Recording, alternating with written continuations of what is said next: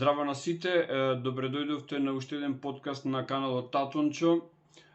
Вечерва имаме втора личност на која што би сакал да ја додадеме орден за храброст, затоа што моите омилени теми се поврзани со една дебела книга која што се вика Библија и на неа после евангелскиот пастор од Велес Филип се одзва и Сашо Георгиевски од Куманово.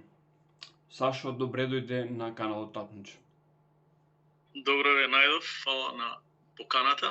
Се надевам ќе имаме убаво време на разговори. Така, како би разговарале на вие или на ти, како се чувствувате по-удобно? Ајде, може и на ти, така да си биде опуштена, блиска конверзација. Може на ти да си зборува. Ти благодарам.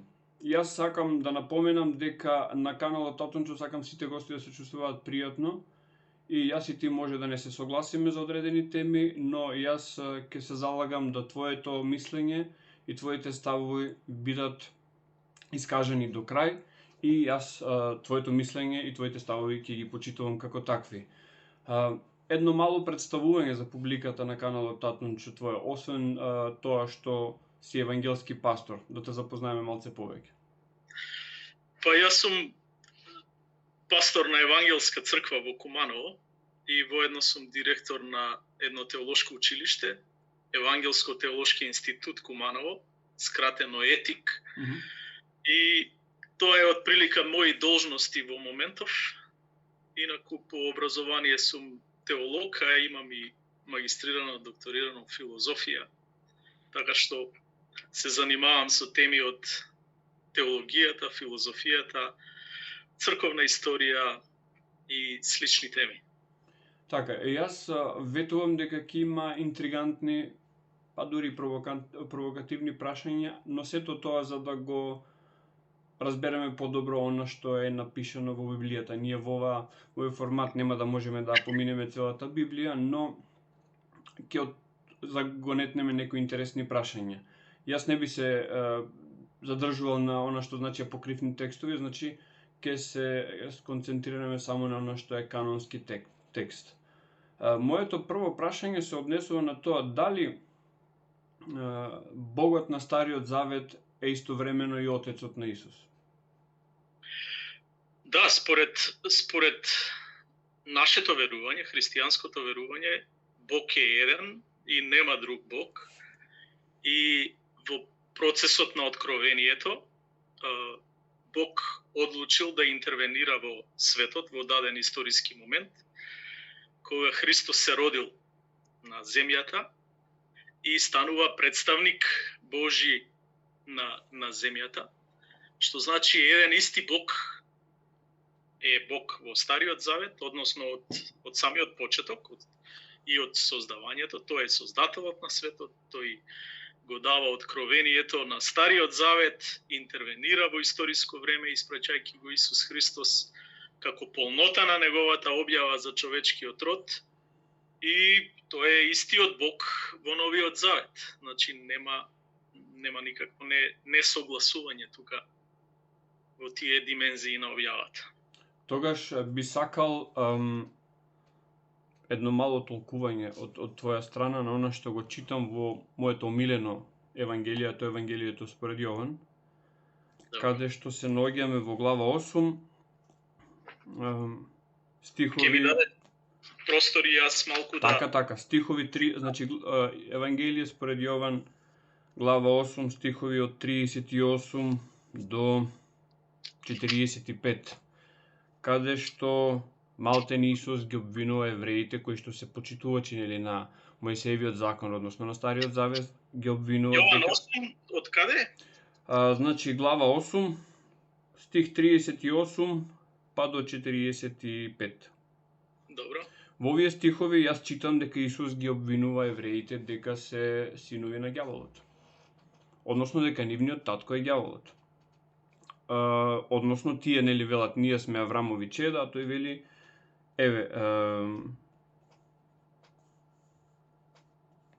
стих 44, вашиот татко е ѓаволот и вие сакате да ги исполнувате желбите на својот татко. Тој е човек убиец од почетокот и не стои во вистината, зашто во него нема вистина. Кога зборува лага, говори од себе, зашто е лажец и татко на лагата. Сега, кој е овој татко на лагата за кој ги обвинува Исус неговите соговорници овде, а тие велат дека го почитуваат законот на Мојсе, односно дека се деца на Аврам? Гледај, значи, кога зборуваме за Бога на објавата, односно за Бога на Светото писмо, на Словото, тогаш зборуваме за еден Бог кој де факто постои и во тоа Слово се објавува. И сега, за да ти можеш да се наречеш следбеник на Бога, ти треба да го веруваш она што е објавено, да го прифатиш за свое, и таа перцепција за Бога, што е примена од откровението, да биде твој начин на живот, твоја вера. Значи, не станува збор само за декларативно тврдење дека Бог на Стариот Завет е вистинскиот Бог, туку ако тврдиме дека тој е наш личен Бог, тогаш тоа треба да резултира со одредени промени во животот, со одредени ставови на етичко, на морално, на духовно ниво. И во таа смисла, кога Исус вели вие сте следбеници на ѓаволот, иако тврдите дека сте следбеници на Бога, тој не негира дека е исти Бог на објавата во која тие веруваат, туку ги обвинува нив дека не се доследни на објавата која Бог им ја дава, што значи проблемот е во нив, а не во Бога на објавата. И во целиот контекст на Евангелијата тој вели вие кога би го знаеле на вистина Бога што тврдите дека го знаете, и кога на вистина би го следеле Мојсеја што тврдите дека го следите, вие би препознале дека јас сум дојден од небо. А вие не препознавате, туку знаеме наместо да го прифатат Христос како Месија, како спасител на светот, тие го отфрлија, не го познаа. И тоа покажува дека тие всушност, иако тврдат дека се следбеници на Мојсеј, на пророците, на старозаветната објава, всушност не се доследни на таа објава, што значи не му служат на Бога, туку на ѓаволот. Тоа е и причината зошто на крај наместо да го препознаат Христос како свој Месија, ветен од Стариот Завет, тие го распнаа на крст. Фактички, застанаа против него. Тоа е показател дека всушност тие се следбеници на ѓаволот. Што значи не е проблем во објавата на Стариот и на Новиот Завет, туку е проблем на нивната недоследност. Ние и за денешните христијани, кога не се доследни на својата вера и на учењето Христово, можеме да кажеме вие тврдите дека сте христијани, ама вие сте слуги на ѓаволот, затоа што не го почитувате Христа, не му служите на Христа, со вашите дела го негирате. Значи, проблемот е кај луѓето, не во објавата на Стариот Завет. Тоа е идејата. Така. Колку го имаш чувството што и јас го имам дека во денешно време живееме во свет во кој што христијанството се базира повеќе на декларативни учења и повеќе на традиција која што не наоѓа своја подкрепа во Библијата. Библијата истовремено е најголемиот бестселер на сите времиња, а јас велам и најмалку читаната книга, вклучително од христијаните. Да, за жал се согласувам со тебе. Значи, декларативно во светот има околу 2,4 милиарди луѓе што се декларираат како христијани. Но тоа не значи дека во автентична смисла, библиска смисла на зборот христијанин сите тие 2,4 милиарди луѓе се христијани. Значи, вистинското христијанство не е само декларација. Значи, тоа беше проблем и на јудејскиот народ во времето на Исус.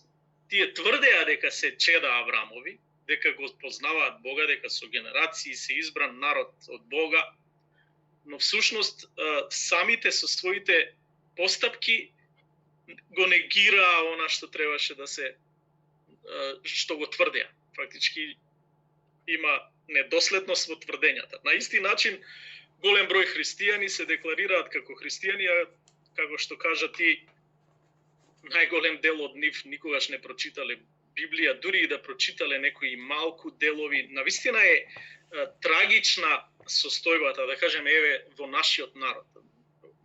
Македонскиот народ во моментот во Европа е еден од најрелигиозните народи, во декларативна смисла. Значи, Така. се повеќе во Западна Европа има луѓе што се декларираат како атеисти, отворено, агностици. Кај нас е ретко ќе најдеш човек што ќе се декларира јас не сум православен.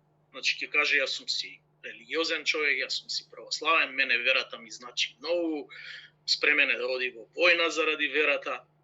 А од друга страна, ако реално разговараме колку луѓе ја читаат Библијата, многу мал процент, и дури и кога ќе најдеме некој што чита Библија, ќе видиме дека тоа е многу површно или во многу случаеви луѓето дури и лажат дека читале Библија, а кога ќе поразговараш малку гледаш дека не отвориле 3 страни од таа книга. Така. Тоа е трагедијата, да.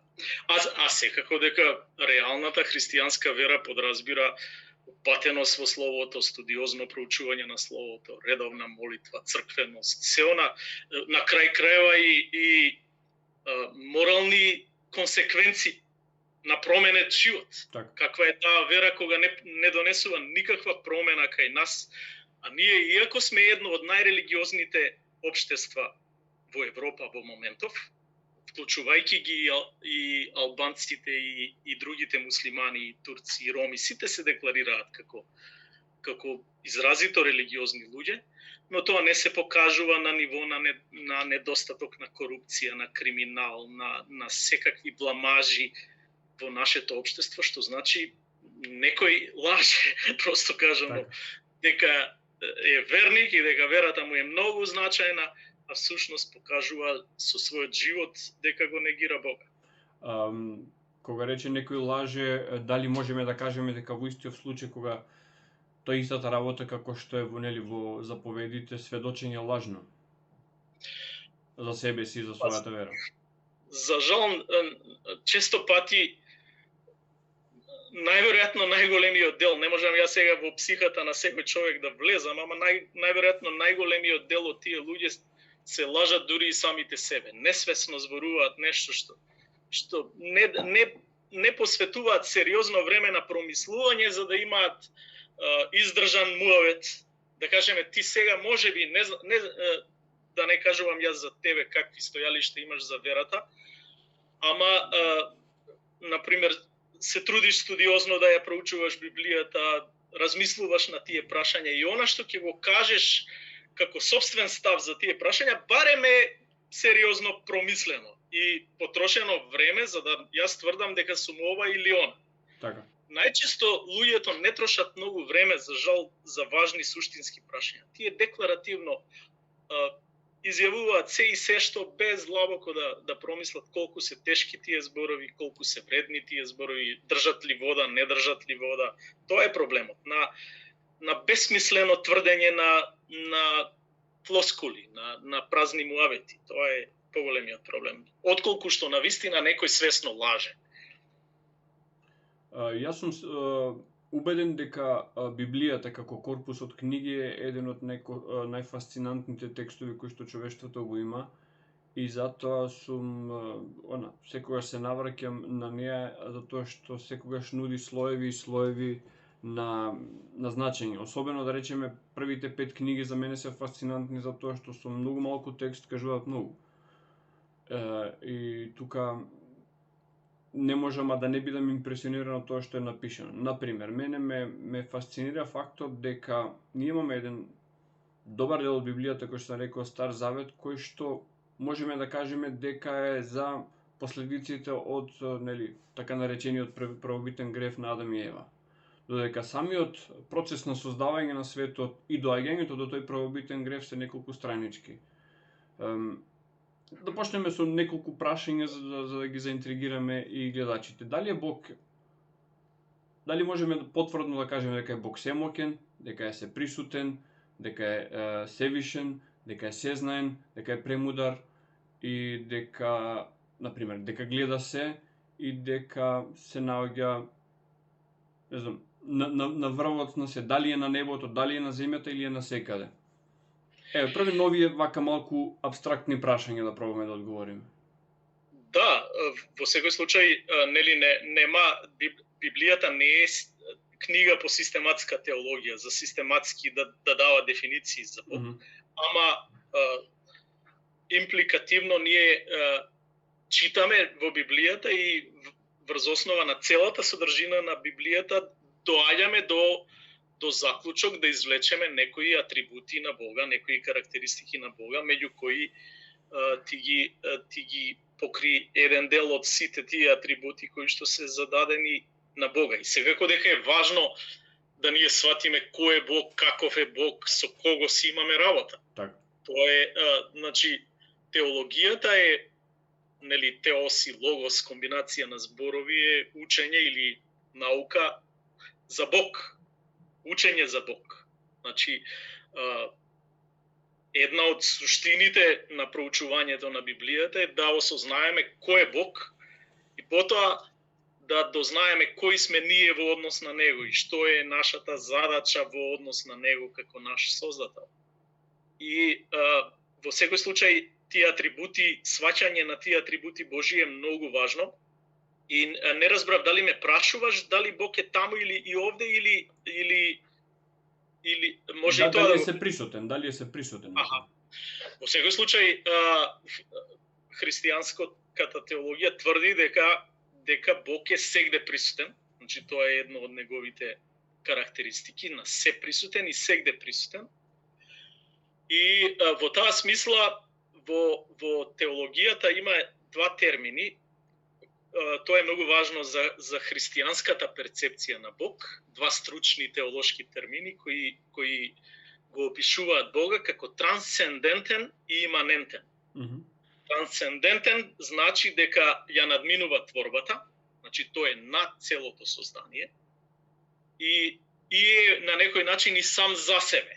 И таму горе на небото, кога ќе кажеме на небесата, тоа не значи локациски на небото како свод, што ние го гледаме, туку на небесата што го надминува дури и крајот на материјалниот свет, значи над целата материјална творба.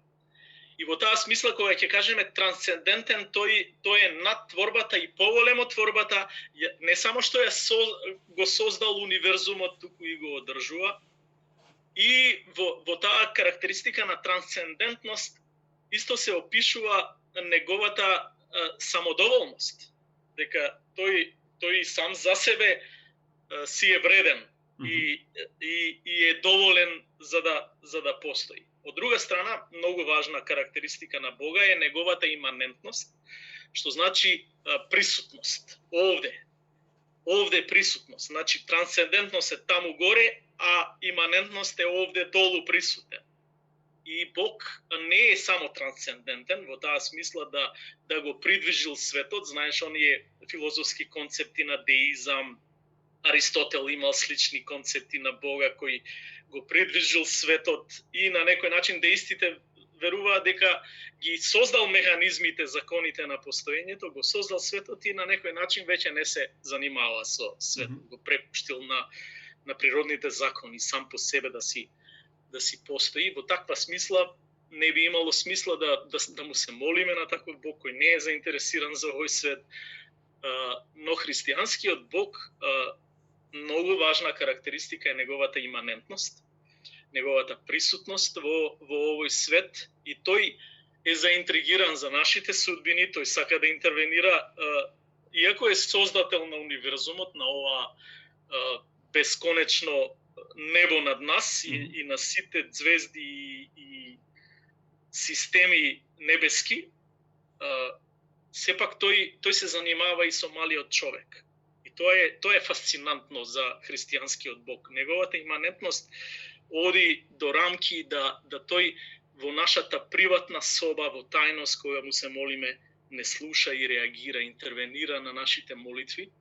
И сум те слушал на некои твои анализи на тие термини на Бога. Јас дури на некој начин, кога зборуваме за терминологијата Елохим и Јахве, така, на некој начин разликувам две карактеристики на Бога, токму таа трансцендентна, примарно и примарно иманентна. Во смисла на Елохим, иако тоа е широк поим кој не нужно само зборува за неговата трансцендентност, но повеќе ја опишува неговата трансцендентност, и одеднаш Јахве кој всушност е наш Господ, Господ на израелскиот народ, кој му се покажа на Мојсеја на Синај, Така. и му даде заповеди, и на некој начин почна да се движи како огнен столб и како облачен столб да го води народот близок до народот, интервенира, се занимава со нивните прашања, кои ќе почна да плачат, нема леп, тој им дава мана од небото, кои ќе почна да плачат, нема вода, тој им дава од камен да потече вода. Значи, тоа е наш Господ. Бог кој станува наш близок Господ. И тоа не се два различни богови, туку еден Бог кој воедно е трансцендентен и иманентен. И тука е сега новиот завет, кај што Бог, трансцендентниот, станува до толку иманентен што зима човечко тело. Значи, станува еден од нас. И ни се доближува да можеме да го пипнеме, да можеме да го видиме, да можеме да го прашаме, да можеме да видиме како би изреагирал во дадена ситуација, што би рекол на вакво прашање или на такво прашање. Значи, Христос е всушност полнотата на Божјата иманенција, јас би рекол. И во таа смисла, тоа е според мене една од причините зошто во Новиот Завет почесто терминот Господ или Кириос на грчки се врзува за Исус Христос, а Теос или Бог повеќе се однесува на Бога Отецот. Но тоа не значи дека тоа се два различни богови, туку Бог кој е трансцендентен и иманентен, и тоа е и длабочината воедно на троичноста на Бога, на неговата суштина и на неговите ипостаси. Значи, христијанскиот Бог е не знам, нужна потреба на човекот, јас би рекол. Тој е токму таков како што човекот има потреба, но не затоа што човекот има потреба да проектира такво создание, туку навистина кога ќе навлеземе во длабочините на Светото писмо, кој и каков е Бог, просто секој љубител на Библијата во еден момент, јас мислам дека треба да заклучи ова е невозможно да биде човечка творба. Ова е Божје откровение на кое треба само да му се подложиме. Јас сум минал низ сличен процес во мојот живот, кога откровението го испитував, за во одреден момент да му се подложам и да кажам: ти си Господ, јас сум во твоите раце, прави со мојот живот она што мислиш дека треба да се прави. Јас ова не го негирам, само споделувам моја љубопитност околу одредени работи, е убаво го кажа моментот. Значи, новозаветниот Бог, трансценденталниот момент го разбирам затоа што секогаш го наоѓаме преку зборовите на Исус, кој што вели единствено јас го познавам Отецот, никој го нема виден Отецот. И тука можам да го разберам тој момент. Но оние примери што ги спомена, јас можам да се надоврзам на нив, значи каде што дава мана, кој што е фасцинантна работа, кај што дава вода, и има една сцена каде што Израелот се жали дека нема што да јадат и тој Бог праќа змии од небото. Ја знаеш сцената. Значи, затоа преска прашав дали истовремено семокен, дали истовремено добар и дали истовремено лош. Што значи овде гледаме манифестација на една, не знам, кој татко би пратил на чедата своји змии? Гледај, значи, ние можеме да западнеме во некоја димензија на романтичарско интерпретирање на Бога, кај што ќе бидеме слепи за реалноста која не е така розева, како што ние сакаме да ја сватиме. Значи, овој реален свет во кој ние денеска живееме е творба Божја. Од друга страна, сите проблеми на овој свет се, според Библијата, резултат на падот на човекот во грев и односно показатели дека во овој свет има многу сериозен проблем. И сега ние на некој начин не се дрзнуваме во денешно време да интерпретираме директно ова е казна Божја, ова не е. не ни е ни дадено до толку нас просудување за да цениме што точно е казна Божја, што не е, ама денеска луѓе умираат во терористички напади, во војни, во бомбардирања, во разни неволји, земјотреси, цунами, што се нема само во овие 3-4 дена на Нова година, 5 дена на Нова година, што се случи во овие 5 дена, е катастрофа. И сега тоа е реалноста на овој свет. И во таа смисла Библијата ни вели дека Бог го создаде светот со намера да општи човекот со Бога и да му даде една совршена околина, вклучувајќи ја природата, по конечност со идеја човекот да биде бесмртен, со најдобри намери за човекот. Но падот на човекот во греф во Библијата ни вели дека тие работи комплетно ги помести од првичната намера. И затоа, нели, колку и да е таа приказна да им изгледа на луѓето наивна, како што рече и ти, дури во тие 3 први поглавја на Библијата, фасцинантна длабочина има во суштината на човековото постоење, со сета таа драма на Адам и Ева кога пробуваат од забранетиот плод.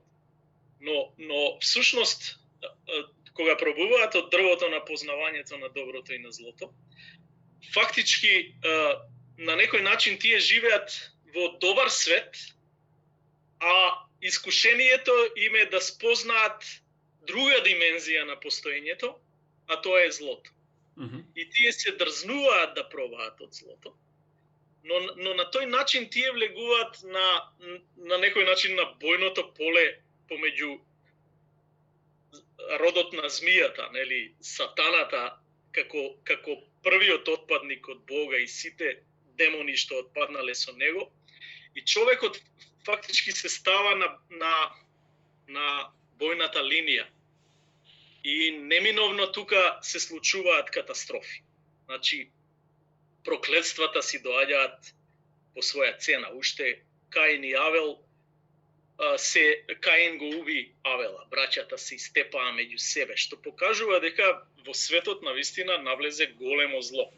И меѓу другото, тоа зло не е само од карактерот на луѓето и карактеристиките на луѓето, туку и на некој начин и разни природни катастрофи, не знам, пандемии, земјотреси, разни неволји, што покажува дека овој свет не е оној крајниот свет во кој ние ги вложуваме сите наши надежи. Значи, копнееме по друг обновен свет и меѓу другото во сите тие неволји на овој свет се и тие змии што ги нападнаа израелците од нивното роптање, од нивното неверување. После сите докази што Јахве им ги даде, ги изведе од Египет на чудесен начин, со 10 зла врз Египет, поминаа низ Црвеното море.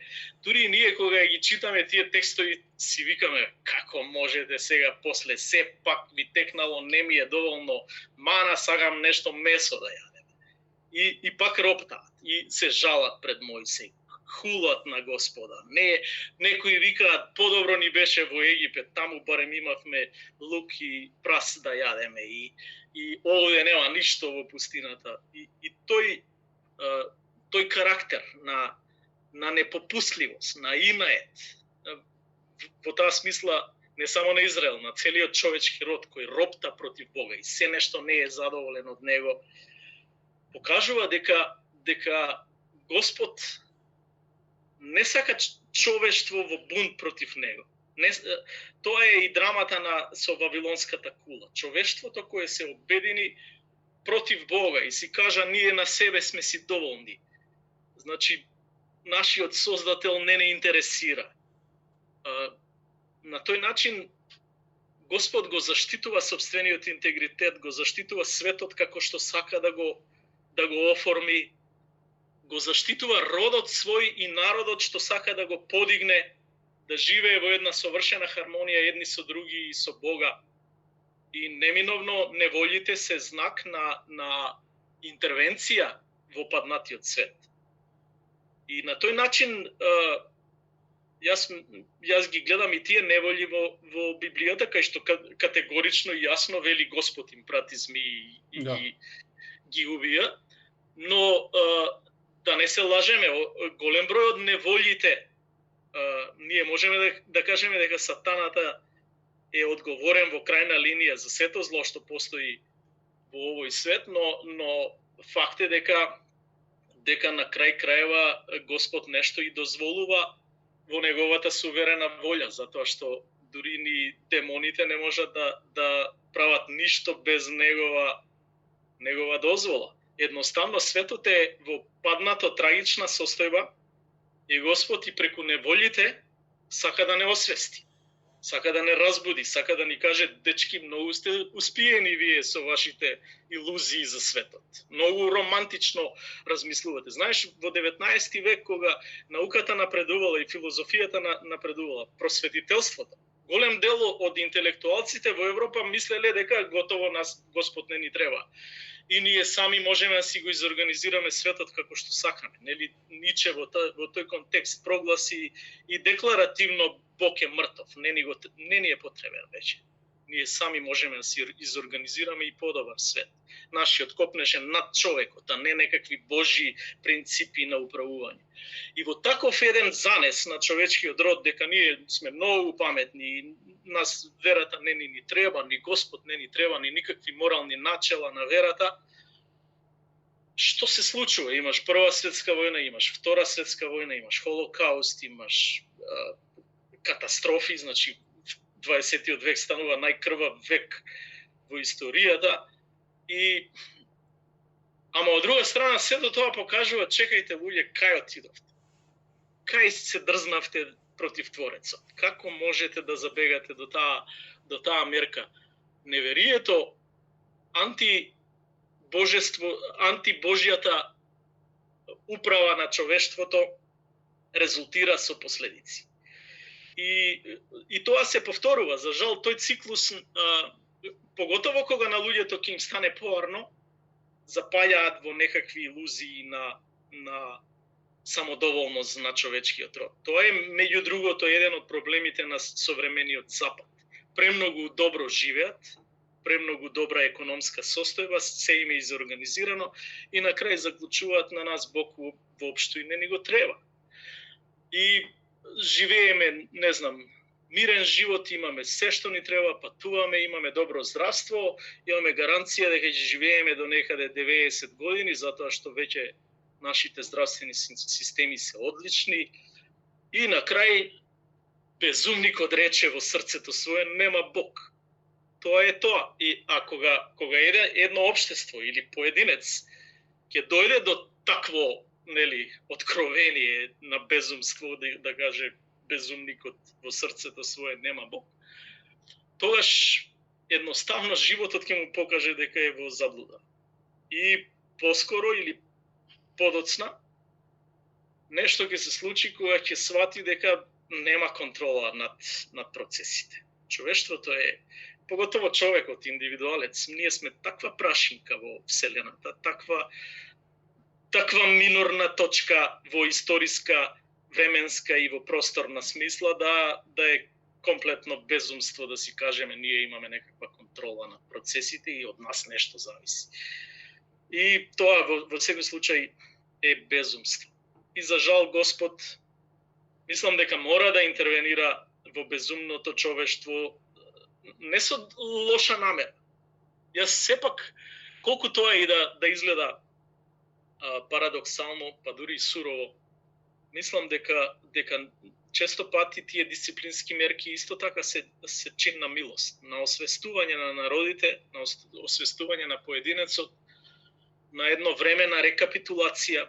Знаеш, кога ќе видиш ти еден човек, например, предпостави дека е семоќен, дека во човечка смисла на зборот, не знам, некој директор, некој богаташ, живее како што сака, контролира туѓи животи, им дава плата или не им дава плата, се може. И во полето ти разговараш со него и тој те понижува и те гледа од озгора. И одеднаш го гледаш тој човек, паднат, не знам, доживуван, не знам, мозочен удар, да речем. и седи лежи во некој кревет и му менуваат памперси и пие од некој цевче. Комплетна немоќ, тоа е така трагична состојба.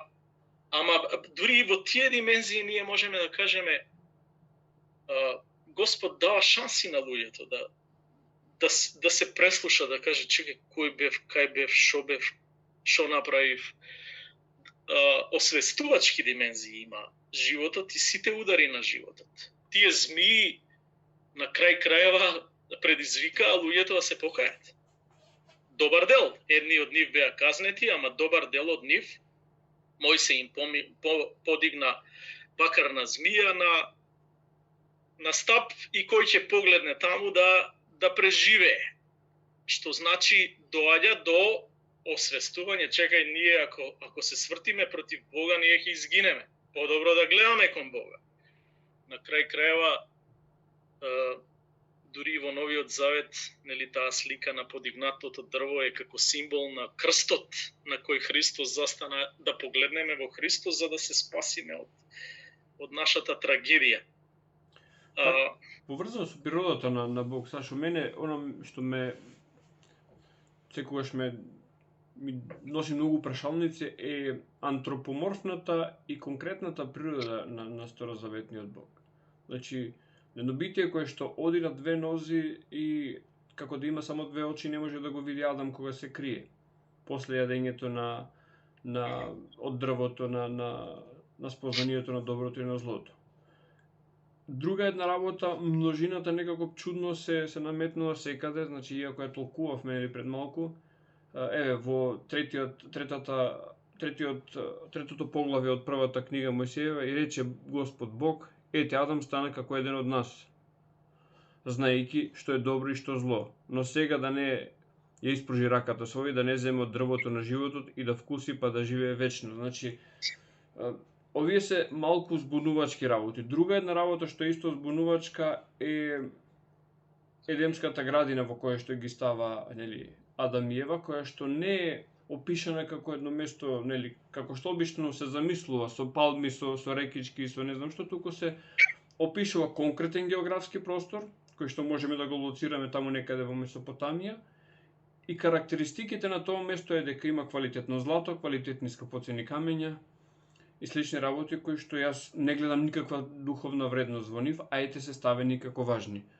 Таа конкретност на старозаветните приказни мене ме тера да се сомнувам дека сепак ова се, како да кажам, зрнце од некоја друга вистина, додека јас лично мислам дека божественото, и се согласувам со тебе, еден трансцендентален Бог нема потреба да се манифестира во антропоморфна форма. Да, знаеш, во таа смисла, кога зборувавме за трансцендентна и иманентна димензија на Бога, исто во христијанската традиција постои и такво разбирање да Божјата суштина за нас е неспознатлива. Значи, не може творбата да го разбере Творецот. Значи, тоа не е разлика во квалитет од мајмун до човек. Тоа се огромна дискрепанца.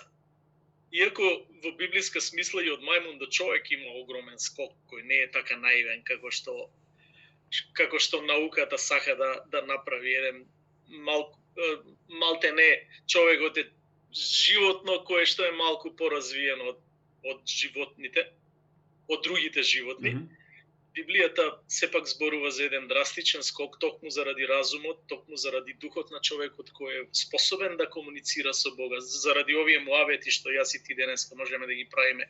Тоа е суштината на големината на човекот, како круна на Божјото создавање. Единствен создаден според ликот Божи, а скокот од човекот до Бога е уште поголем. Значи, трансцендентниот Бог е неспознатлив за нас, малите луѓе. Ние само теолозите ќе речат, и сихастите, и Тома Аквински, и други теолози, ние за суштината на Бога само по некакви аналогии можеме да си имаме представа. Никако не можеме да ја доловиме, но поентата е дека Бог трансцендентниот, кој е неспознатлив по суштина, одлучи на нас да ни се открие. И одлучи да ни ја покаже својата персоналност. Теолозите би рекле, неговата суштина е неспознатлива, но тој со своите енергии им се објавува на луѓето. И тие се спознатливи, фактички. И во таа смисла, Бог во таа иманентност се спушта во откровенска смисла, во епистемолошка смисла, да му се доближи на човекот. До тоа ниво да стана човек во личноста на Исус Христос, а и во Стариот Завет ни помага во откровението со антропоморфни карактеристики, значи со човечки муавет, да разбереме дека Бог не гледа, дека Бог не слуша. И таа драма во Еденската градина кога Господ оди, тоа е повеќе проблемот на перцепција на Адам, односно на нас како чеда Адамови и чеда на Ева, отколку што Бог навистина не знае што се случило и сега го бара Адама и не може да го најде. Всушност, тоа е описот дека човекот падна во грев, и ако предходно имаше една спонтана, лесна комуникација со Бога, секојдневна средба со Него, сега одеднаш после падот во гревот, човекот всушност е тој што не сака да се види со Бога. Адам се крие, Адам и Ева се кријат, а не Бог. Бог доаѓа, пак иницира средба. Иако тој знае, не треба наивно да мислиме сега тој нема појма дека сгрешиле, и доаѓа и одеднаш гледа и абе ги нема овие. Тоа е перцепцијата на човекот за Бога. И човекот кој сгрешил е како Адам и Ева. Тој бега од Бога. И тој веќе нема лесна комуникација со Бога, и не само што нема лесна комуникација, туку му е непријатна комуникацијата со Бога. Сега додека јас и ти разговараме на овие теми, некои луѓе ќе кажат ова е одвратно, ова е безвезе. Не сакам да имам ништо со тој Бог, не сакам. Многу луѓе се револтирани кога ќе зборуваме, особено за Христос. И точно таа антипатија. Зошто? Затоа што во библискиот јазик кажано се соголени. Голи се заради својот греф. Не им е пријатно светиот Бог да ја гледа нивната голотија. Христос во Новиот Завет вели затоа што нивните дела се лукави, затоа бегаат од светлината, за да не се откријат нивните дела оти се лукави. Што значи на грешниот човек не му е пријатно да се сретне со Бога. И тоа се тие описи антропоморфни што на нас ни помагаат да навистина во едно спуштање на Бога. И тоа е една важна теза на христијанската теологија, дека Бог само дозгора дојде за да не спаси. Христијанството, за разлика од сите други религии кои што се обидуваат со наш напор, со наши копнежи и знаења да се доближиме до Бога, христијанството е процес кај што Бог самиот доаѓа да му се објави на човекот. И во таа смисла, јас така ги разбирам сите тие елементи на откровение, кај што зборуваме за Бог што гледа и што слуша и што чекори низ Еденската градина и ги бара и разговара со нив. И сега Адам му вели голи сме и затоа сме тука, и сега Бог како не зна и вели да не пробавте случајно од дрвото на познавање на добро. Кој ви кажа дека сте голи? Да не сте пробале од забранетото дрво? И тука во таа конверзација ги гледаме стојалиштата на Бог и стојалиштата на човечкиот род во конечност. Во каква комуникација ние сега влегуваме после падот. И во каква состојба сме и што треба да правиме. Тоа е во таа основа. Инаку, христијанската теологија верува дека таа плуралност Божја на некој начин е отсликување на плуралитетот на Бога. Бог е еден, ама не е проста монада, според христијанското уверување, туку е троичен. Значи, троедин Бог, кој што е тројца, а еден, и нема, тоа е на некој начин објаснение на христијанската теологија, иако тоа е процес на враќање наназад. Христијанското откровение е далеку подоцна од она за што сега ние правиме муавет. Ама и меѓу другото во таа јазична смисла Елохим е плурал. Значи зборче дадено во множина.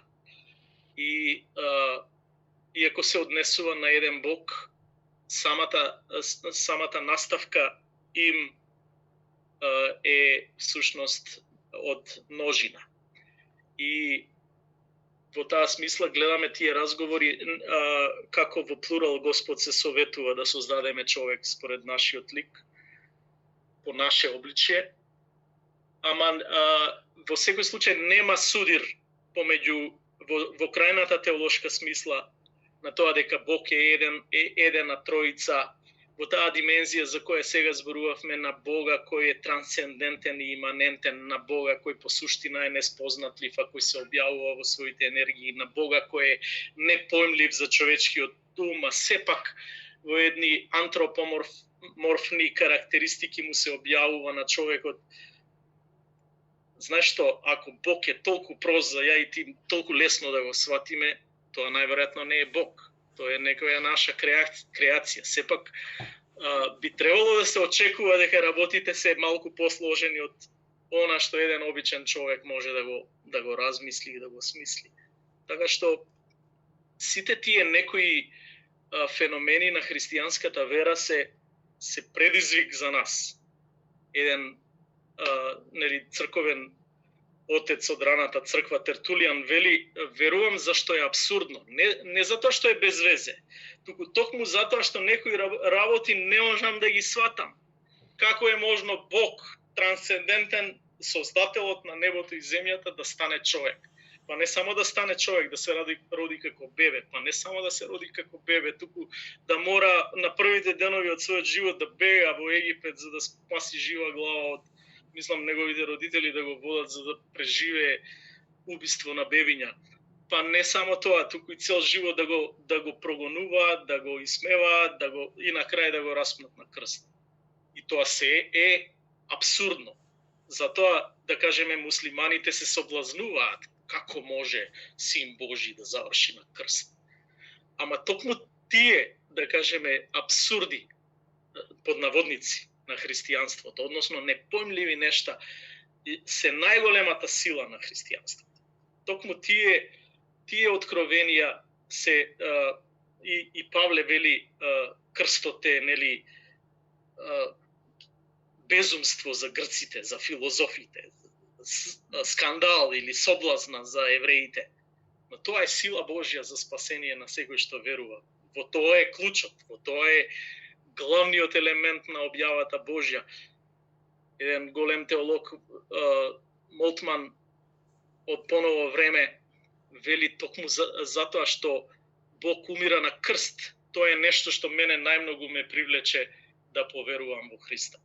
Затоа што не можам да замислам дека во овој свет кој е полн со страдање, Бог е некако незаинтересиран и нема никакво учество и нема никаква иницијатива да превземе нешто во овој свет полн со страдање.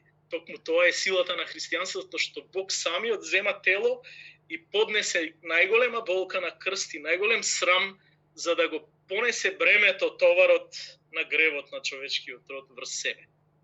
И за мене тоа е сила на христијанството, не соблазна, не слабост никако. Така. Јас би сакал тука да направиме една паралела помеѓу она што значи историја и она што значи старозаветен текст, апостол, бидејќи го спомна Павле. Значи, официјалната историја познава некои си 5000 години историја.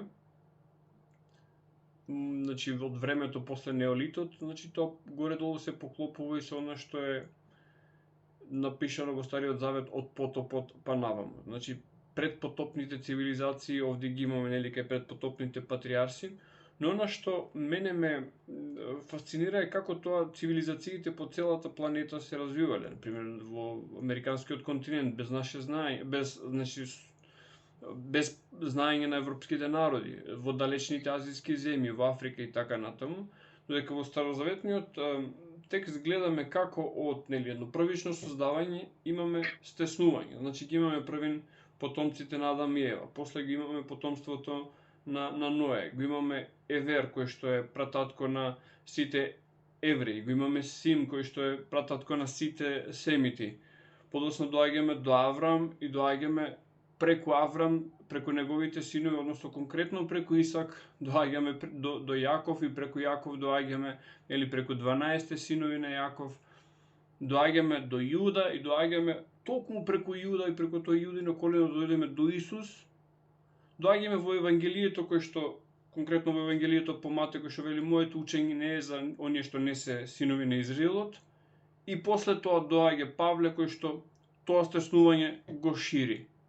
Мене ми нема смисла. Значи да дојдеме до таква една фокална точка каде што самиот Исус вели не ме интересира ништо што е надвор од Израелот, односно потомците на тие 12 патриарси, односно синови на Јаков, и подоцна според Павле може да се одисе и најголемиот успех, да речеме, на Павле е тоа што неевреите стануваат најголеми христијани. Гледај, значи јас пак би се навратил на тој феномен за кој зборувавме претходно. Значи проблемот на гревот не е за занемарување. Значи тоа е многу сложен проблем за човечкиот род. И Стариот Завет од самите почетоци ни кажува дека тоа е многу озбилен проблем. Меѓу другото и потопот и сите тие последици што се случуваат таму се резултат на да ни покаже колку е всушност голем проблемот помеѓу човекот и Бога. И потоа Бог во одреден момент интервенира, односно тоа не може да се каже дека во еден момент му текнало на Бога, ај сега ќе ги спасувам. Библијата јасно зборува дека тоа е вечен план на Бога кој во полнотата на времето се остварува во личноста на Исус Христос, но на некој начин потопот и Вавилонската кула ни кажува за проблемите на човечкиот род во бунт против Бога. И после разделувањето на јазиците, на народите, кога тие престануваат веќе да се разбираат помеѓу себе, гледаме понатаму веднаш интервенција Божја, кај што избира еден човек, најпрвин Авраам, од кого ќе подигне советување дека ќе му даде земја, ќе подигне од него народ, и тој народ ќе биде благослов за сите други народи. Значи тоа е многу важно, не е тоа еден процес кој одеднаш на Павле му текнал. Сите пророштва кажуваат дека тука ќе тргне работата, ама тука нема да заврши. Авраам ќе биде татко на избраниот народ, ќе му се даде земја, ама и тој ќе биде благослов за сите народи.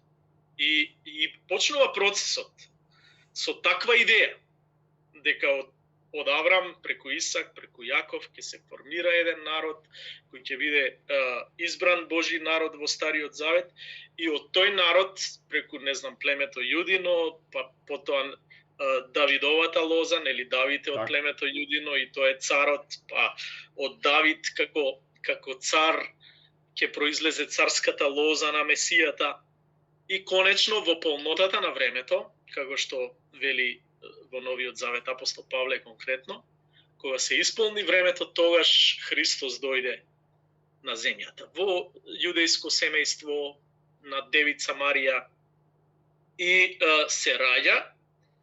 И фактички Христос на некој начин прво има задача да ги увери сопствените, својот народ, дека тој е ветениот Месија. И очигледно тоа резултира. Јован во неговото Евангелие вели дојде меѓу своите, но неговите не го познаа. И нема никаков судир помеѓу Павле и Евангелијата. Евангелистите не се во контрадикторност со теологијата на апостол Павле. Напротив, на крај крајева Лука е автор на едно од Евангелијата и на делата апостолски, како продолжеток на таа идеја. Значи, во таа смисла Евангелието не е во расчекор со дела апостолски, и мисијата на Петар не е во расчекор со мисијата на апостол Павле. И тоа, да кажеме, еве, да ги исклучиме, да земеме само по Лука.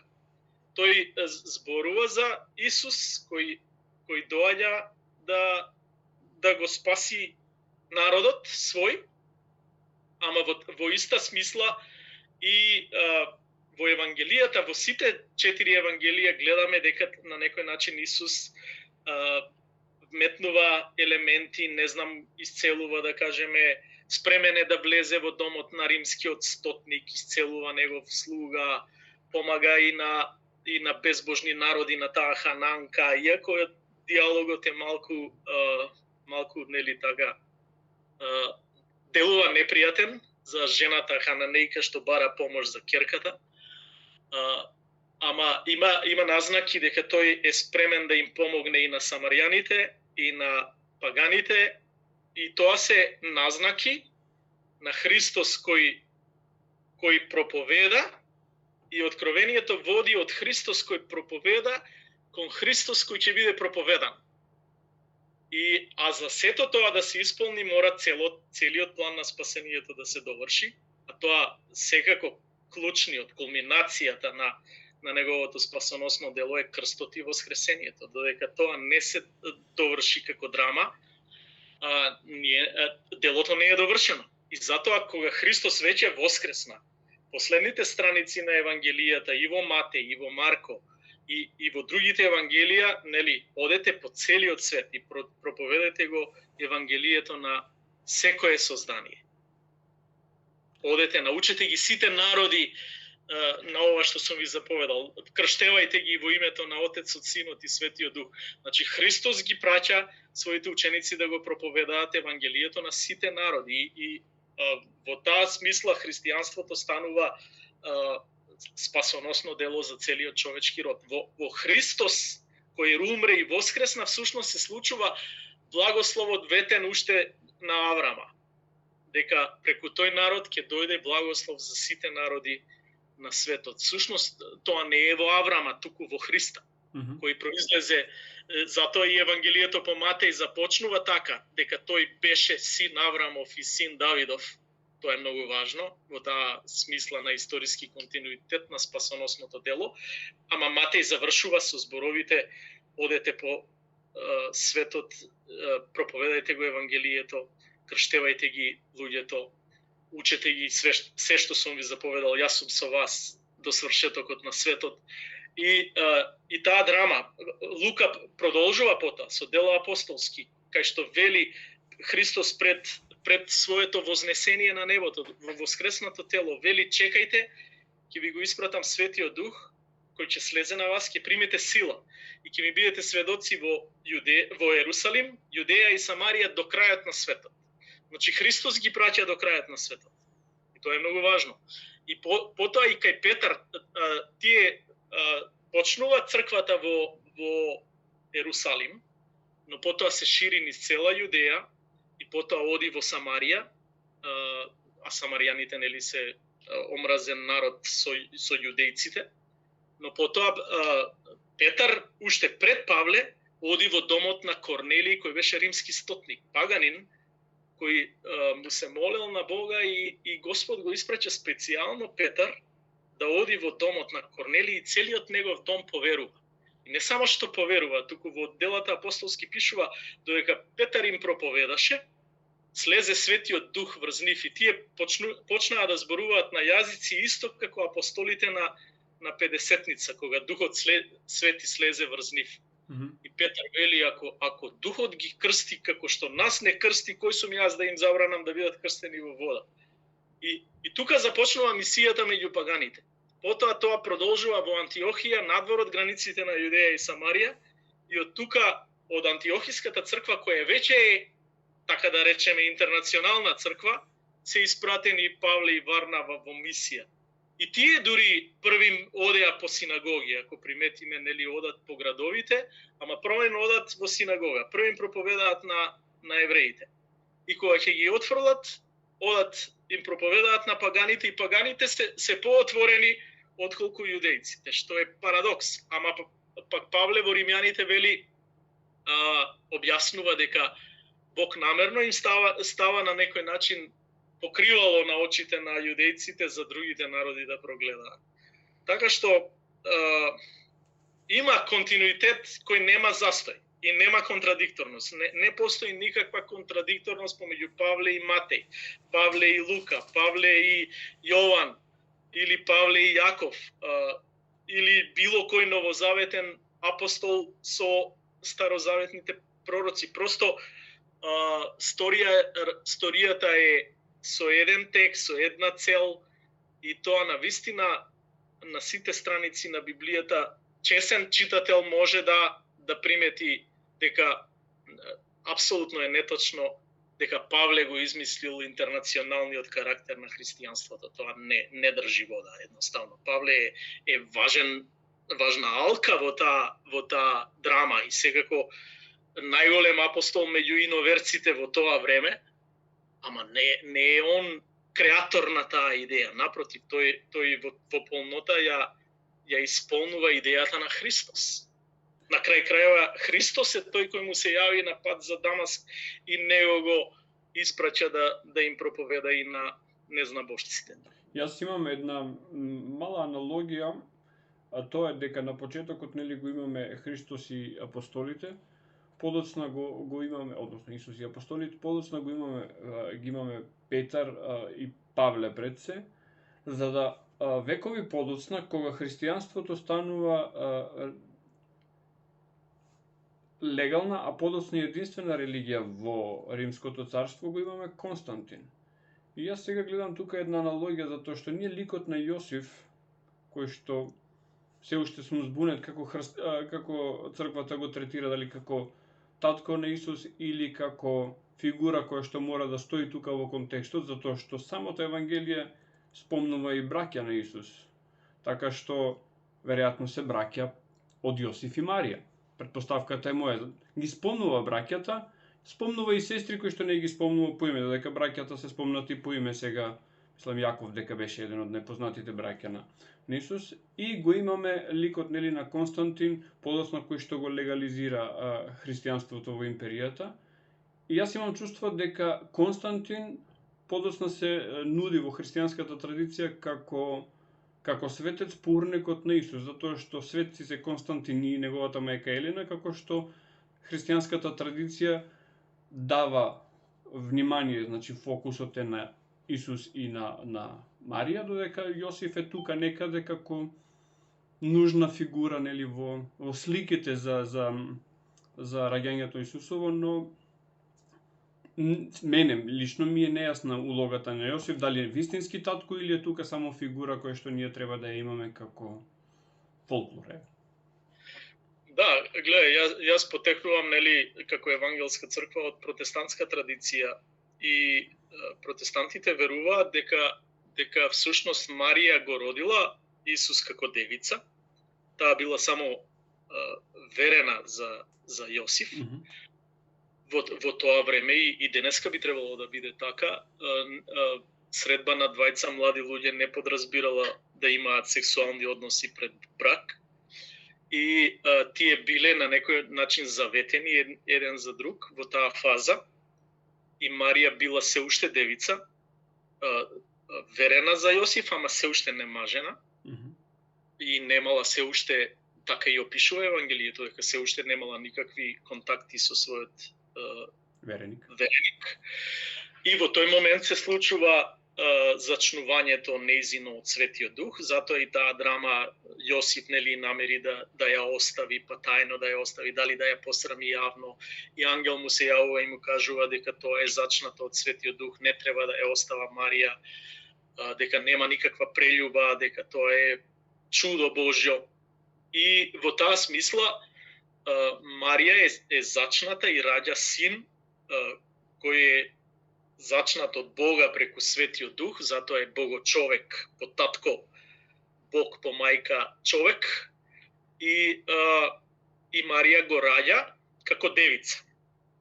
Потоа, да кажеме, протестантската традиција ги третира тие стихови кои што ги наведе ти, како буквално веродостојни стихови, врз основа на што заклучуваме дека Марија и Јосиф после тоа имаат нормален брак што значи имаат и други деца, меѓу кои нели 4 машки деца кои што се спомнати по име и керки и добро примети дека Јаков е всушност, иако и Јуда е исто брат Господов, а има послание по Јуда, мало послание во Новиот Завет, и Јаков има послание, тоа е братот Господов исто така. Значи тоа е син на Марија и Јосиф, според нашето протестантско толкување дека Марија не останала вечна дева Марија, туку нормално имала брак со Јосиф после раѓањето на Исус и други деца. И тие деца на ги гледаме заедно со Марија на денот на Педесетница. Јаков е таму, браќата и тие поверуваа во Исус после воскресението, вознесението. Јаков станува една од водечките фигури на црквата во раната црква. Тој станува, така да речеме, пастор на Ерусалимската црква. Веќе во Дела апостолски гледаме дека е клучна фигура покрај Петар и Павле. Еден од најзначајните фигури на раното христијанство е Јаков, кој го пишува посланието, а тоа е всушност син на Јосиф и Марија, според мене. Така што улогата на Јосиф е таква каква што е.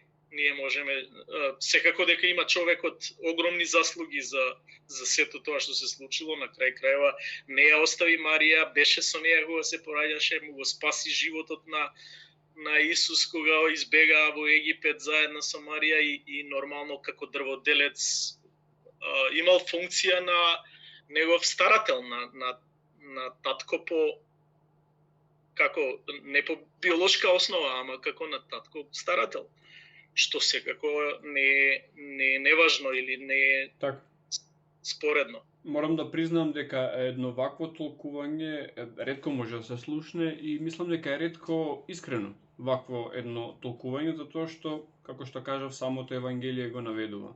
Ја спомна улогата на ангелот Божи кој што интервенира тука и јас за моја љубопитност и за љубопитност на гледачите морам да прашам кои се всушност ангелите од библиски аспект, значи што Библијата ни кажува за ангелите, и морам да насочам тука 3 места каде што јас сум многу заинтригиран. Првата сцена е каде што Јахве заедно со двајца придружници му се приближуваат на Аврам и му кажуваат дека одат кон Содома и Гомора да ја уништат. Целите се уморни, прашинлави, ја знаеме сцената, Аврам ги нагостува, им овозможува да се мијат и еден од тие двајцата, значи не Јахве, туку двајцата придружници кои што се во преводите се кажани како ангели, и ветува на Сара дека за 1 година ќе има син. Знаеме дека е во поодминати години и знаеме дека првородениот син на Аврам не е од Сара, туку е од слугинката и е Исмаел, кој што се смета како прататко на денешните арапски народи. Ветувањето исполнето, значи Сара го раѓа Исак после 1 година.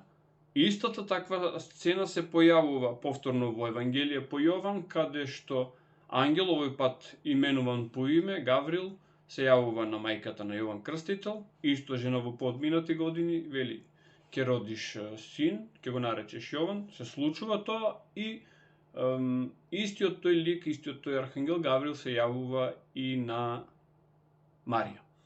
Значи, освен овие сцени каде што јас барем го исчитувам како многу конкретна фигура на машка индивидуа, значи не гледаме летање, не гледаме крилја, туку гледаме конкретна машка фигура која што се јавува на жени кои што им вели ке забремените. Што друго знаеме за ангелите, исчитувајќи го библискиот текст? Не што вели традицијата, туку текстот на Библијата. Гледај, значи, ангелите се духовни созданија, значи, во целиот создаден свет Божи, постои материјален свет во кој круна на создавањето е човекот, но исто така постои духовен свет во кој има други созданија Божи. И во таа смисла тие се исто така креации созданија Божи и ангелскиот свет е фактички свет на тие духовни созданија слуги Божи. И во целото откровение на Библијата согледуваме дека дури и ангелите имале слободна волја, што значи имале можност да му бидат послушни на Бога или не. И всушност совршената љубов подразбира да има слободна волја. Значи Господ создава создание кои што имаат избор да бидат со него, да го сакаат или да не. И всушност она што е сатаната претходно бил ангел, херувим, кој што се возгордеал и му се спротиставил на Бога и дури повлекува со себе дел од ангелскиот свет по некакви индикации од книгата Откровение. Можно е да тоа се веќе дел на некакви толкувања. Не знам, околу 1/3 од ангелскиот свет да отпадне и да стане фактички сатана, значи непријател Божи, непријател. И повлекува ангелски свет кој што станува практично демонски свет на духовни созданија кои се отпаднати од Бога. Ангелите фактички остануваат лојалната духовна сила Божја, кои што имаат карактеристики да го слават Бога, да интервенираат меѓу другото во овој материјален свет, во услуга Божја за човечкиот род. И затоа ангелите ги гледаме во некаква заштитничка улога, како војска кога треба да интервенира за одбрана на сопствениот народ, како откровение, како информација, како гласници, како заштитници. Значи тоа е улогата на ангелите. И сега има неколку специфични моменти со ангелите, значи има и можеме да зборуваме за некаква можна хиерархија помеѓу нив, на повисоки нивоа на херувими и серафими. И имаме конкретно дадени ангели, дури по име, како што наведе ти, и тоа, меѓу другото, не само Гаврил, а Михаел, како ангел Михаел, како архангел, што значи надангел, водач на војските небески, што значи како некој генерал на ангелската војска би било архангел Михаел. И Гаврил го гледаме како ангел гласник во тие неколку клучни момента што ги наведе ти. И специфично и интересно е појавата на Божиот ангел во Стариот Завет. Значи има многу случаеви кај што се јавува ангел во Стариот Завет, но има еден специфичен момент во Стариот Завет на неколку места кај што гледаме ангел Божи, ангел Господов се нарекува, кој на некој начин како ангел се јави како човек, па потоа во дискусија гледаме дека тоа е самиот Господ. На крај испаѓа Господ вели, во случајот со Аврам и Сара, од конверзацијата гледаме на крај дека е Господ. Тој исти ангел на крај испаѓа дека е Господ и се јавува на Агара во пустината. Па се бори со Јакова, тоа е самиот Господ, ангелот што се бори со Јакова, нели, кога му го исколчува колкото му дава име Израел, што значи оној што се бореше со Бога. Што значи самиот Бог на некој начин доаѓа во ангел Господов, кој на крај испаѓа дека е самиот Господ.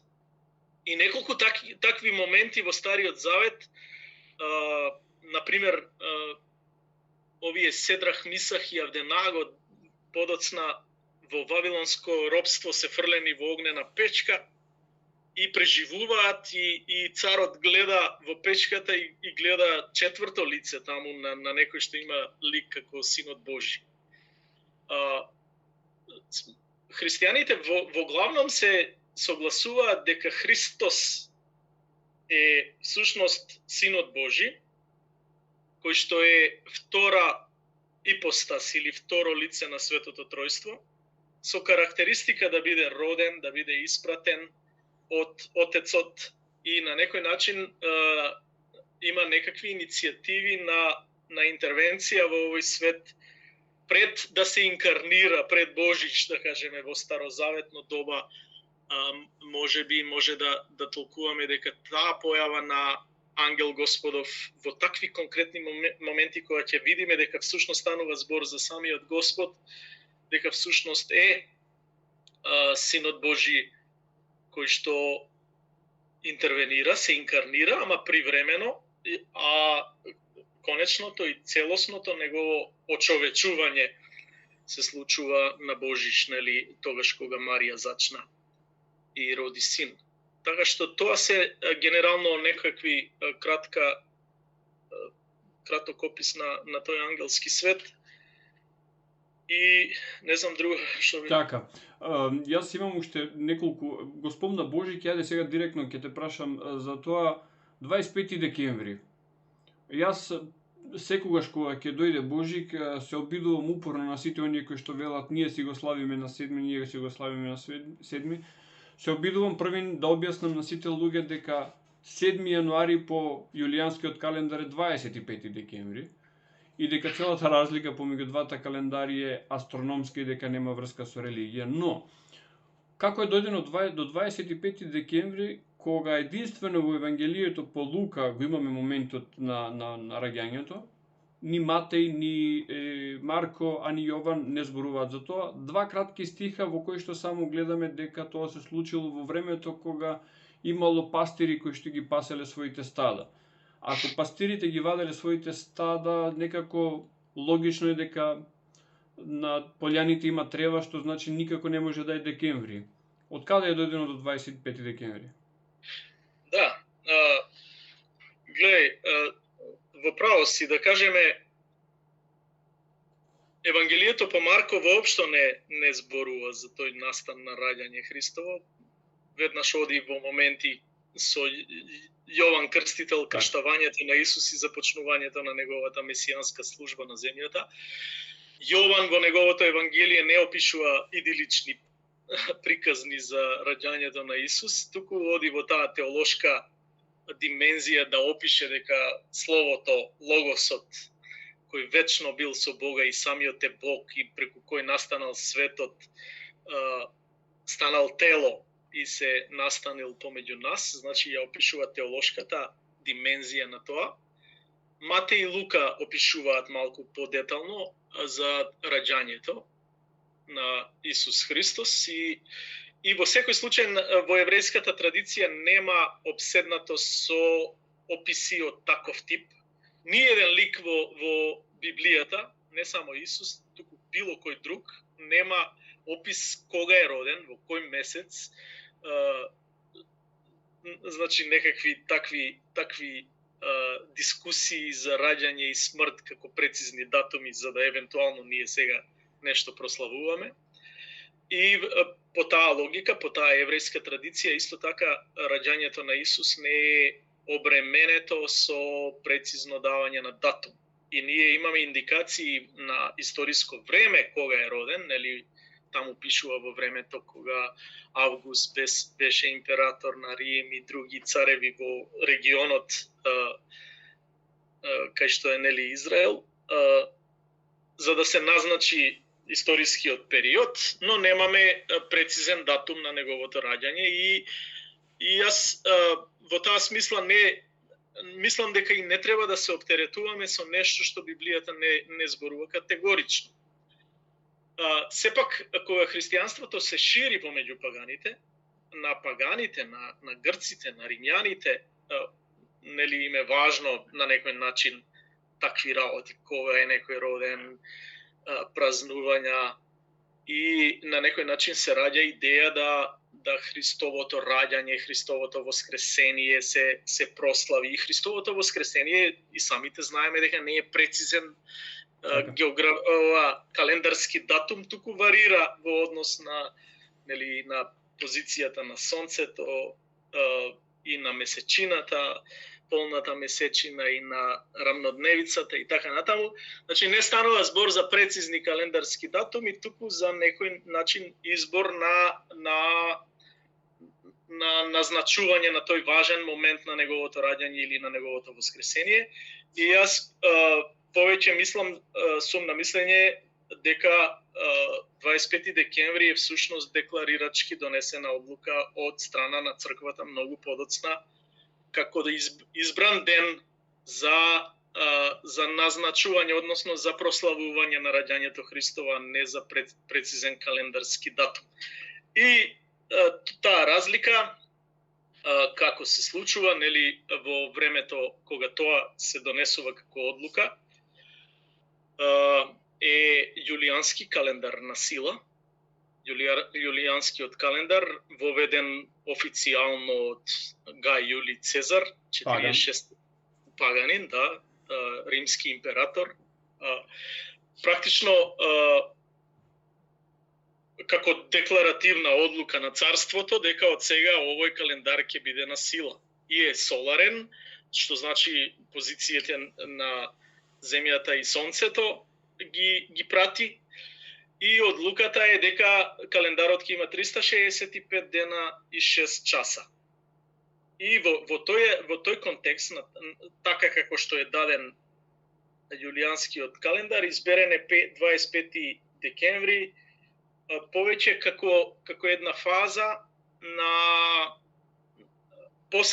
непосредно после најкраткиот ден во годината, почетокот на зимата, кога денот е најкраток, а ноќта е најдолга, и потоа доаѓа до премин, кога денот почнува да расне и ноќта се повеќе почнува да се намалува на некој начин.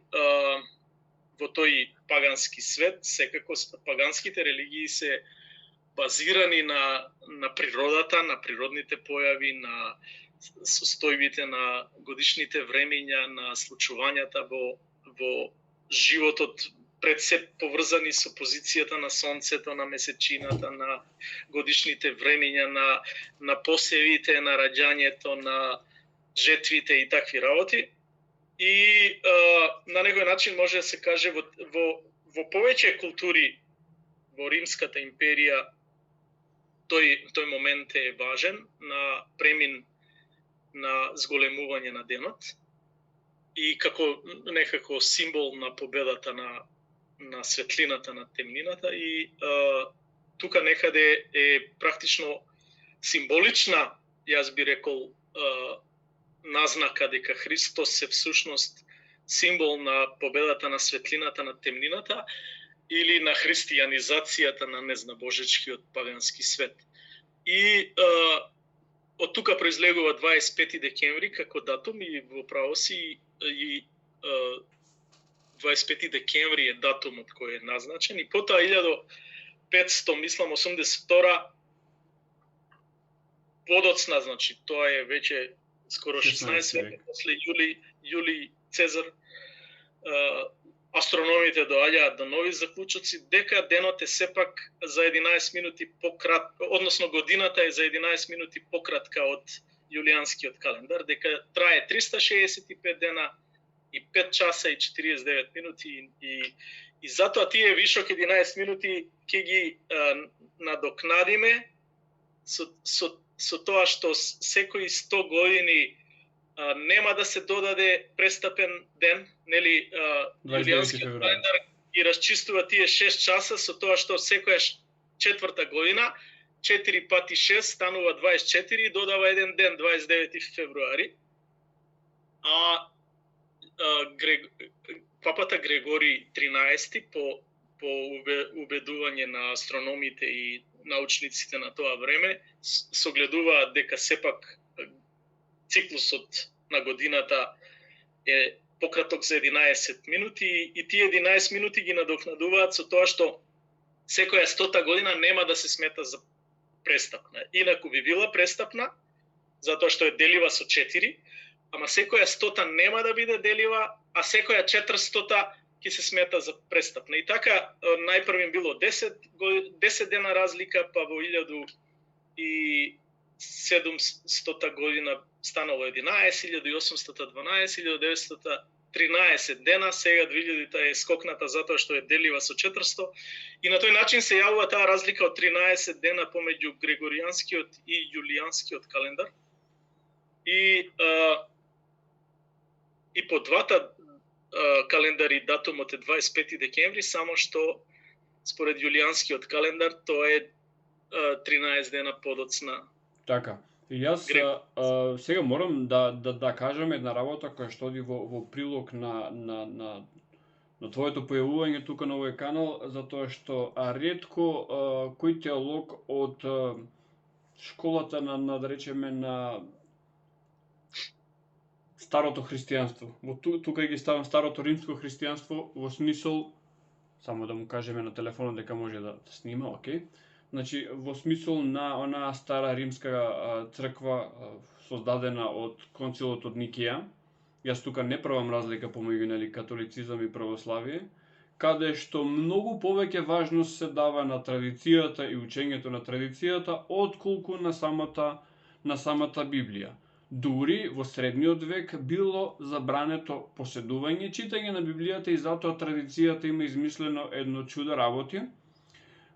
Дури со протестантската реформација и со Гутенберг кој што возможува печатање на Библијата и омасовување каде што луѓето ќе можат да читаат, доаѓаме до сознание кои што се во сушта спротивно со она што значи христијанска традиција. Твоето излагање сега беше една интелектуална искреност и честност која што го потврди тоа дека она што го зборува традицијата не е подкрепено во самото писмо, нешто за што јас сум ти благодарен, затоа што, нели како беше мил ми е Платон, помила ми вистината. Да, гледај, навистина, јас би рекол една од поголемите придобивки на протестантизмот е поставувањето прашања, да не речам сомнежи, во зададените авторитети. Да се поставиме прашање, чека, држи ли вода овој авторитет што ни се наметнува на нас како несрушлив? Не знам, авторитетот на папата, авторитетот на концилите, авторитетот на датумите, на календарите, од каде, зошто, држи ли вода или не држи. Значи, на некој начин, христијанството нема полза, според моје уверување, да живее во заблуди, само за да одржи некакво статус-кво и некакви зададени догми. Поставувањето прашања е важно. Меѓу другото, тоа е причината. Јас имам пратено некои твои емисии, знам со што се занимаваш, знам какви теми разглобуваш и дискутираш. Една од причините зошто сум присутен овде е затоа што гледам дека можеме да разговараме и да поставуваме прашања и да провоцираме да луѓето можат да размислуваат, да самите си заклучат, чекај, ова што го верувам јас има логика или нема логика.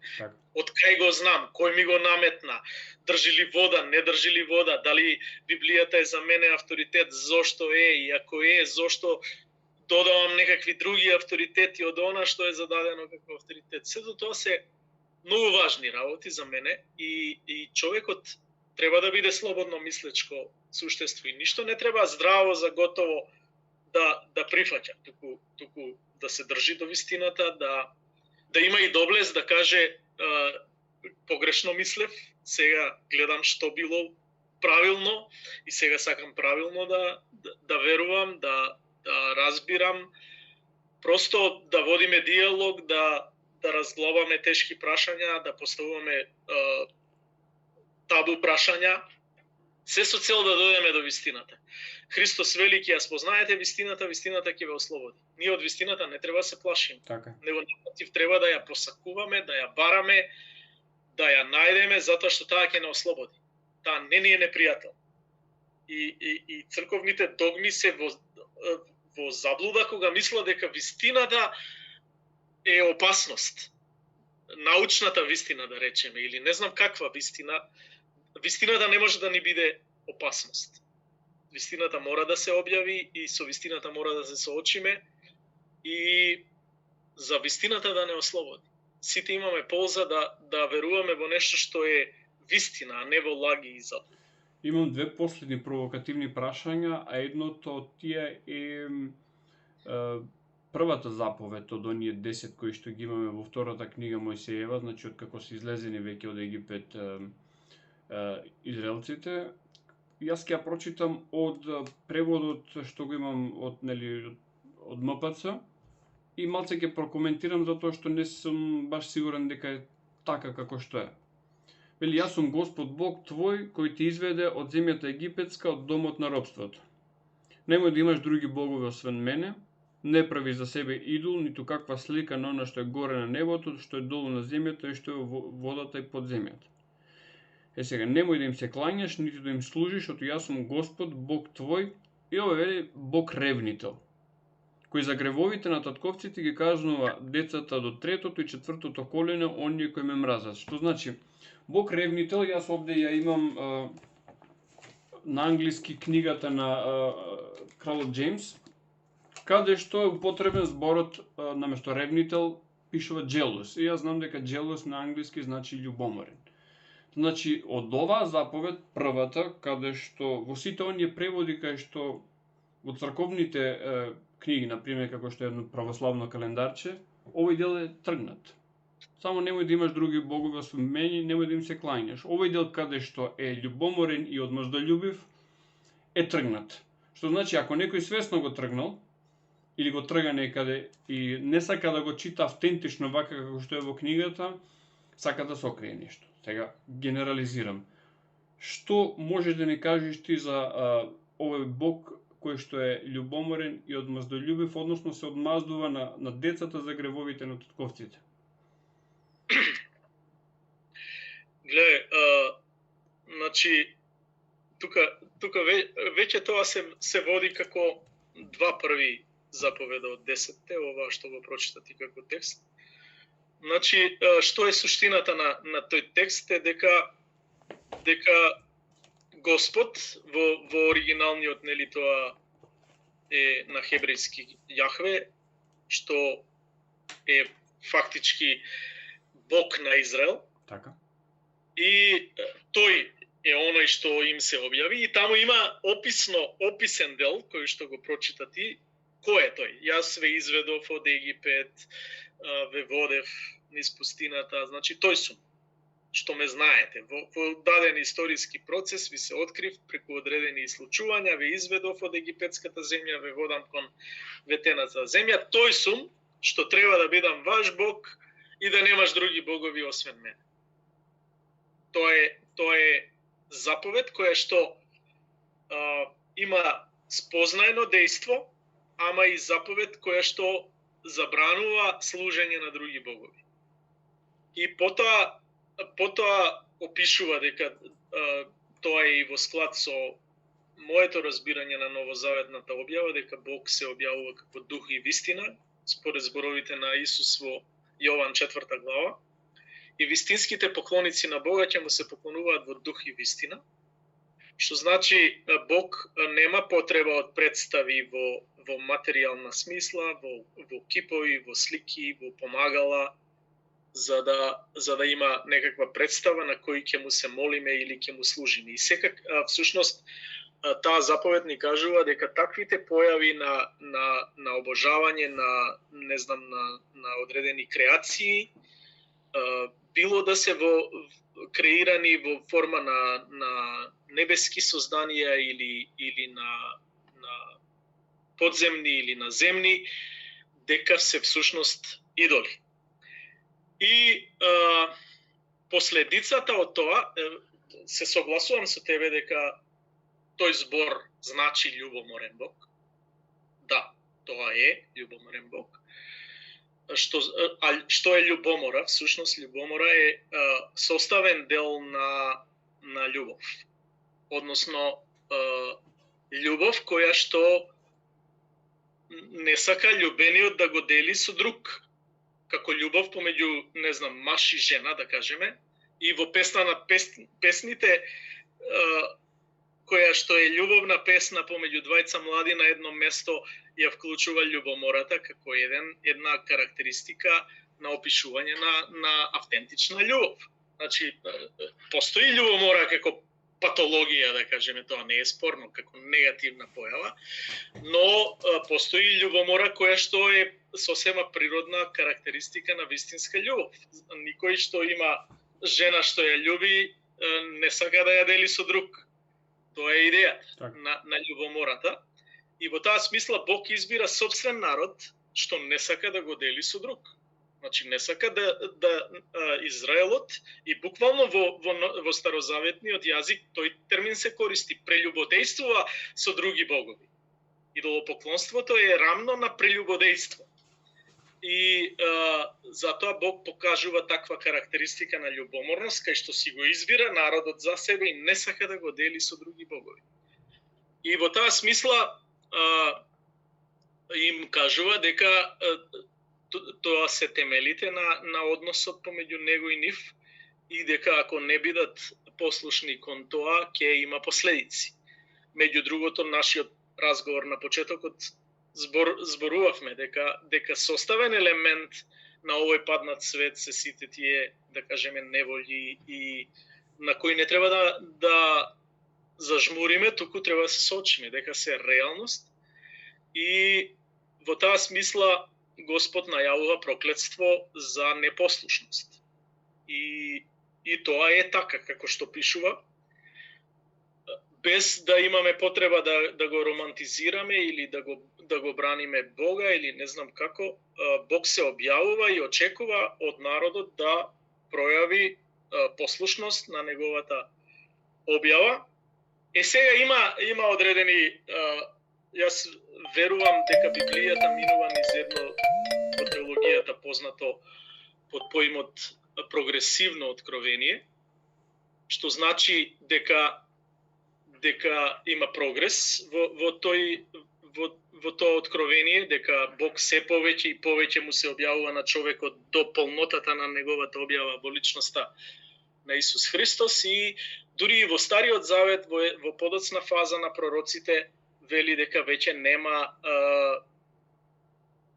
татковците да јадат кисело грозија, на децата да им се фаќаат устата од киселината.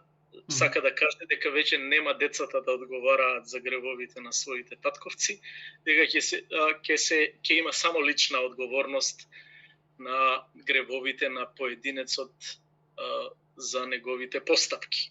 Така што тоа би било одговор. Иако јас не би релативизирал дека постои проклетство како резултат на непослушност кон Бога, кое што има далекосежни димензии. Проклетството не мора да го земеме само ти си направил греф и твоите деца не знам како ќе паштаат, но во друга смисла, секако дека гревот е многу посложен отколку што мислиме. И не треба да се залажуваме дека нашите гревови да имаат никакви последици за поколенијата, за народот во кој живееме. Тоа е врзан систем, од кој не се исклучуваме никој. Мојот греф дури влијае и на моето обкружување, на соседи, колеги, на нас како народ.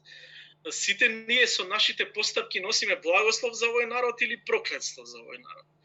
Вклучително за нашите потомци, за нашите најблиски луѓе. Така што јас не би се дрзнал да ги релативизирам последиците и да кажам нема врска, тоа Бог е многу добар, многу милостив и вие правите што сакате, добро ќе си поминете. Не. Библијата ни вели немојте да се играте. Господ е сериозен кога ви се објавува, кога сака да воспостави здрав, реален однос со вас и гледајте да му бидете угодни. На крај крајва библиски став е дека стравот од Господа е почеток на мудроста. Сакаме да бидеме мудри, ние мора сериозно предупредувањата Божји да ги земеме како сериозни предупредувања. Ако ги релативизираме, не сме мудри, просто кажам. Ако се согласиме со ово последното што го кажа и го погледнеме Откровението, односно последната книга од Библијата, а јас таму, како неупатен, како лаик, препознавам работи, значи, ова искрено сум го кажал, правев и емисија за тоа дека одредени од пророштва буквално стануваат. Знаеш, само извини, имам, добро, влегувам во 29 минути ми најавува батерија на лаптоп. Ќе бидеме кратки. Значи, откровението станува очигледно, во смисол предвидувањата што се таму стануваат очигледни, а самото пророштво делува прилично страшно и затоа нели кога сакаме да кажеме дека е нешто страшно велиме апокалиптично, како од откровението. Дали сме влезени во тие последни времиња за кои што зборува откровението? Јас не би се дрзнал да давам такви проекции, од проста причина што Христос ни вели никој не ги знае деновите и датумите во таа смисла. Мислам дека Библијата ни зборува со еден јазик кој што сака да ни каже секогаш бидете подготвени, секогаш бидете будни, немојте да се опуштате дека тоа ќе се случи некогаш таму далеку. Мора да сте будни, на крај крајва вели ќе дојде како крадец во ноќта, сосема неочекувано, кога најмалку мислите, како во времето на Ное се мажеа, се женеа, мислеа никогаш нема да дојде потоп и дојде и ги уништи. Така Исус ни вели бидете будни за последните времиња. И јас знаците на откровението секогаш ги гледам како знаци кои што предупредуваат сериозно. И од друга страна не би се дрзнал да кажувам сега готово во последната декада сме или како и да е, ама мислам дека е мудро да секогаш сме будни, да секогаш, тоа значи да сме му послушни на Господа и да сме спремни да се сретнеме со него. А има две можности да се сретнеме со него. Доаѓањето негово или нашето идење кај него преку наша смрт. Еднаш се умира, а потоа иде суд. Што значи безумно е да си мислиме дека нас нема да не стигне. Прво од причина што сме смртни, секој ден може да се појавиме кај него на отчет. И друго што можеби и светот е во последните етапи на своето постоење како дополнителна фаза на будност. Но во секој случај има знаци од пророштвата кои што се исполнуваат, кои што се исполниле, има и некои што можеби се уште треба да се исполнат. Така што јас би рекол дека треба да сме будни, ама не ми е некако да сега одам по улиците во вречиште и пепел на главата и кажувам покајте се зашто се утре доаѓа Христос. Так. Иако мислам дека апостолите имале таква ревност да никогаш не биле лагодни во смисла и има време, ај не мора денес да им проповедам ке следната недела. Некако итноста на проповедањето на Евангелието е важна карактеристика за вистинскиот христијанин. И многу сложени времиња се ова и не знам, многу знаци на загриженост има, светот дава. Многу сложени две војни се водат во моментот во светот, не само локално, геополитички ги засега сите, целиот свет, и некако станува се посложено, она што се случува и во Украина, и во Израел, Палестина, многу сложени драми се тоа на светската сцена и немаме лагодност да кажеме безбедни сме, не далеку сме од некои озбилни превирања.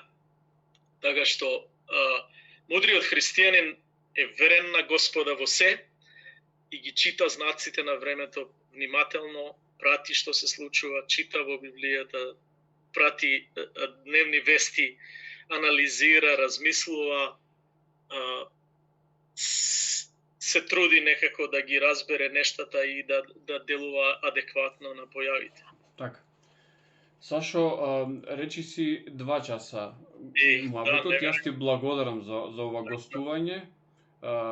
Се надевам дека се чувствуваше пријатно во овој разговор и се надевам дека ќе се видиме пак. Да, супер беше разговорот, да, мора да признам дека сосема релаксирано си разговаравме на разни важни теми. Се надевам дека и гледачите, слушателите ќе имаат трпение да изслушаат 2 часа. Мислам дека имаше интересни информации, важни информации. И еве, ти посакувам благословена година нова, да имаш уште многу успеси и добро е да бидеш трагател на вистината. Јас како христијанин сакам и да ја најдеш вистината, не само да ја трагаш. Ти благодарам. Секој добро. Поздрав сега. Само да го тргнеме сега ова.